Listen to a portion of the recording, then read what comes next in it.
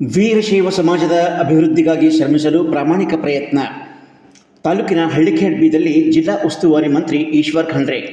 ಅಖಿಲ ಭಾರತ ವೀರಶೈವ ಮಹಾಸಭಾ ಸರ್ವಾಂಗೀಣ ಅಭಿವೃದ್ಧಿಗಾಗಿ ಶ್ರಮಿಸಲು ಪ್ರಾಮಾಣಿಕ ಪ್ರಯತ್ನಿಸುವುದಾಗಿ ಜಿಲ್ಲಾ ಉಸ್ತುವಾರಿ ಮಂತ್ರಿಗಳು ಆಗಿರುವ ಅಖಿಲ ಭಾರತ ವೀರಶೈವ ಮಹಾಸಭಾ ರಾಷ್ಟ್ರೀಯ ಅಧ್ಯಕ್ಷ ಈಶ್ವರ್ ಖಂಡ್ರೆ ಅವರು ವಿಶ್ವಾಸ ವ್ಯಕ್ತಪಡಿಸಿದರು.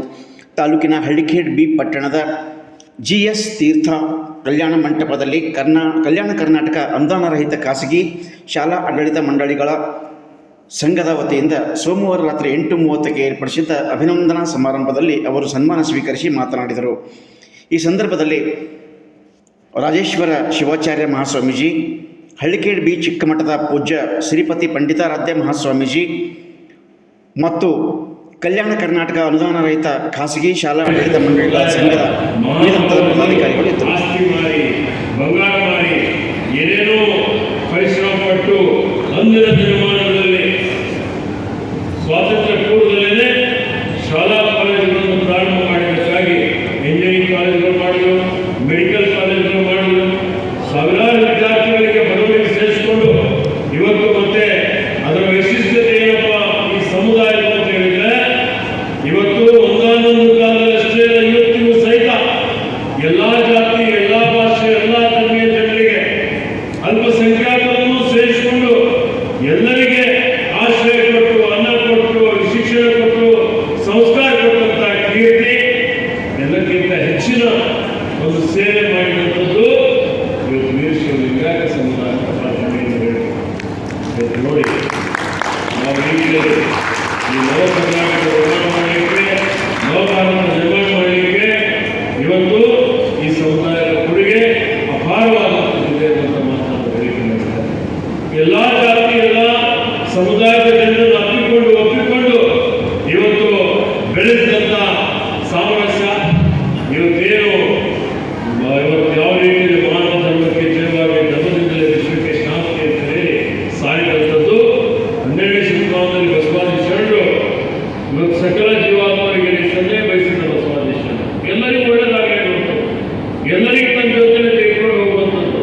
ನಾವು ಒಬ್ಬರೇ ಇವತ್ತು ಬದುಕಬೇಕು, ಬೆಳಿಬೇಕು ಅಂತಲ್ಲ, ನಮ್ಮ ಜೊತೆಯಲ್ಲಿ ಎಲ್ಲರಿಗೂ ಕರ್ಕೊಂಡು ಹೋಗಬೇಕು ಅನ್ನೋಂಥದ್ದು. ದಾಸೋಹ ಇವತ್ತೇನು ಯಾವ ರೀತಿಯಲ್ಲಿ ಕಾಯಕ ಬಹಳ ಮೂಲ ತತ್ವ. ಕಾಯಕ ಅಂತ ಹೇಳಿದ್ರೆ ಉತ್ಪಾದನೆ ಮಾಡುವುದು, ದಾಸೋಹ ಅಂದರೆ ಡಿಸ್ಟ್ರಿಬ್ಯೂಷನ್ ಮಾಡುವುದು, ಎಲ್ಲರಿಗೂ ಹಂಚಿಕೆ ಮಾಡುವುದು.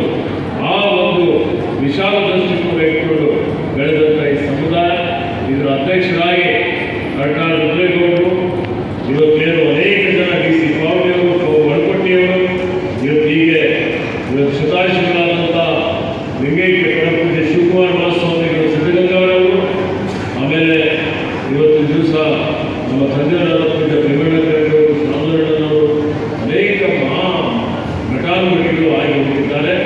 ಹೀಗಾಗಿ ಅಲ್ಲಿ ನಾನು ಎಲ್ಲ ತಂದೆಯವರು ಮಾಡಿದ್ದಾರೆ, ಇದನ್ನು ಮುಂದುವರಿಸಿಕೊಂಡು ಹೋಗೋಣ ಅನ್ನುವಂಥ ರೀತಿಯಲ್ಲಿ ಮಹಾಪ್ರಧಾನ ಕಾರ್ಯದರ್ಶಿಯಾಗಿ ಸೇವೆ ಸಲ್ಲಿಸ್ತಾ ಇದ್ದೆ.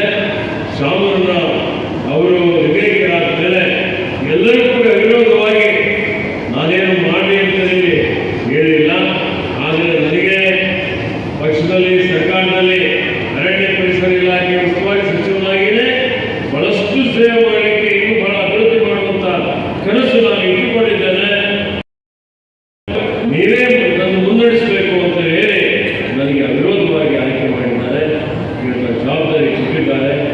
ಜವಾಬ್ದಾರಿ ತೆಗೆದುಕೊಂಡು ಸಮಾಜವನ್ನು ಒಗ್ಗೂಡಿಸುವಂಥದ್ದು, ಎಲ್ಲರನ್ನೂ ತನ್ನ ಜೊತೆಯಲ್ಲಿ ತೆಗೆದುಕೊಂಡು ಹೋಗುವಂಥ ಒಂದು ಕೆಲಸ. ಇವತ್ತೇನು ಯುವಕರು ದಾರಿ ತಪ್ತಾ ಇದ್ದಾರೆ, ದುಷ್ಟರ ದುರ್ಘಟನೆಗಳಿಗೆ ಬಲಿಯಾಗ್ತಾ ಇದ್ದಾರೆ. ಇವತ್ತು ವ್ಯಸನ ರಹಿತ ಸಮಾಜ ನಿರ್ಮಾಣ ಆಗಬೇಕು. ಎಲ್ಲಿ ಶಾರೀರಿಕವಾಗಿ ಸದೃಢವಾಗಿರಬೇಕು, ಮಾನಸಿಕವಾಗಿ ಪ್ರಬುದ್ಧವಾಗಿರಬೇಕು ಅಂತ ಒಂದು ಸಂಸ್ಕಾರಯುತವಾದಂಥ ಒಂದು ಶಿಕ್ಷಣ ಕೊಡುವಂಥ ರೀತಿಯಲ್ಲಿ ಪ್ರಯತ್ನ ಮಾಡಿ ಸಮಾಜವನ್ನು